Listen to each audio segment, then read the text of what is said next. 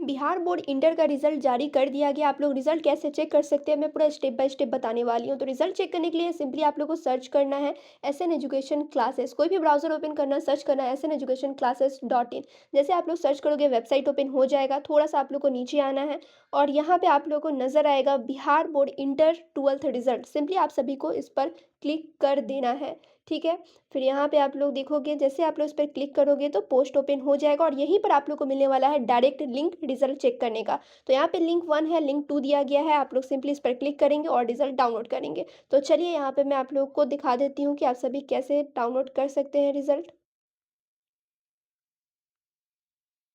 तो यहाँ पे आप लोग देखोगे, जैसे मैंने लिंक 1 पे क्लिक किया, यहाँ पे देखो इंटर रोल कोड और inter roll number. Roll code, roll number आप लोग को डालना है और यहाँ पे कैप्चा डालना है। कैप्चा कहाँ से डालोगे, तो ये नंबर है, सिंपली यहाँ पे आप लोग को डालना है। व्यू रिजल्ट पे क्लिक करना है, रिजल्ट वहाँ पे आप लोग का शो हो जाएगा। सिंपली आप लोग क्लिक करके प्रिंट कर देंगे।